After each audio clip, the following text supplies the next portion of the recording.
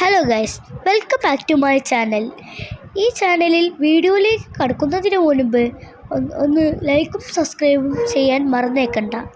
നമുക്ക് നേരെ വീഡിയോയിലേക്ക് കടക്കാം.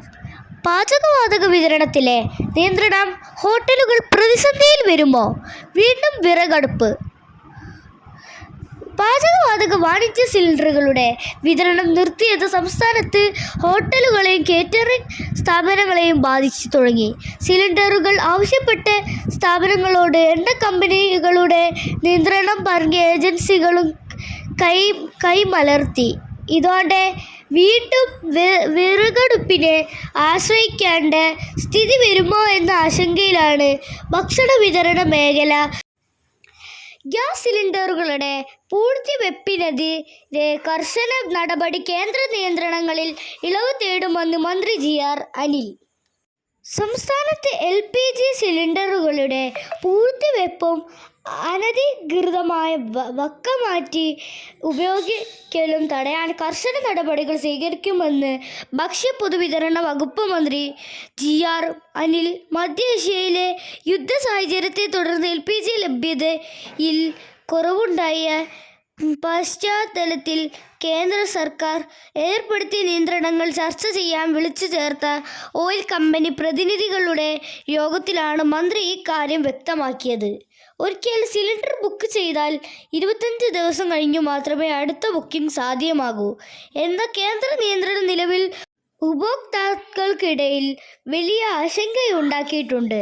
എന്നാൽ ഗാർഹിക ആവശ്യത്തിനുള്ള സിലിണ്ടറുകളുടെ വിതരണത്തിൽ നിലവിൽ ഷോർട്ടേജ് ഇല്ലെന്നും ആശുപത്രികൾ ഉൾപ്പെടെയുള്ള മുൻഗണനാ സ്ഥാപനങ്ങളെ ഈ നിയന്ത്രണങ്ങൾ ബാധിക്കില്ലെന്നും ഓയിൽ കമ്പനികൾ മന്ത്രിയെ അറിയിച്ചു. കേരളം പോലുള്ള ഒരു ഉപഭോക്തൃ സംസ്ഥാനത്ത് വ്യാവസായിക സിലിണ്ടറുകളുടെ ലഭ്യത കുറയുന്നത് ഗുരുതരമായ പ്രത്യാഘാതങ്ങൾ ഉണ്ടാകുമെന്നും മന്ത്രി പറഞ്ഞു.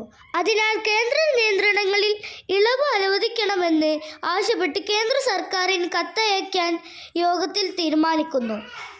ഗ്യാസ് സിലിണ്ടറുകളുടെ ലഭ്യത ഉറപ്പാക്കുന്നതിനും പൂഴ്ത്തിവെപ്പിനും തടയുന്നതിനുമായി ജില്ലാ കളക്ടർമാരുടെയും ജില്ലാ സപ്ലൈസ് ഓഫീസർമാരുടെയും നേതൃത്വത്തിൽ പ്രത്യേക പരിശോധന സ്ക്വാഡുകൾ രൂപീകരിക്കും.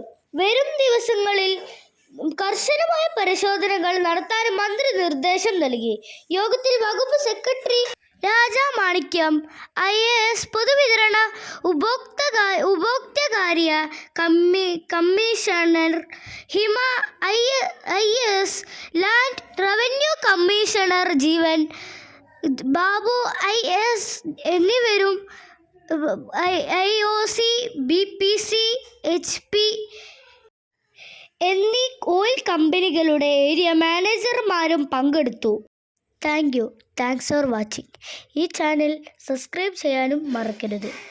എൻ്റെ ചാനലിൽ പോയി പോസ്റ്റുകളിൽ നോക്കിക്കഴിഞ്ഞാൽ കുറച്ചു ചോദ്യങ്ങൾ കാണാം. ആ ചോദ്യങ്ങൾക്ക് ഉത്തരം കാണുക. അതിൽ 200 വോട്ടായതിൻ്റെ ഉത്തരങ്ങൾ ഞാൻ കമൻറ്റ് ബോക്സിൽ പറയുന്നതായിരിക്കും. അതിൽ 2 ചോദ്യത്തിൻ്റെത് ഉത്തരം കാണാത്ത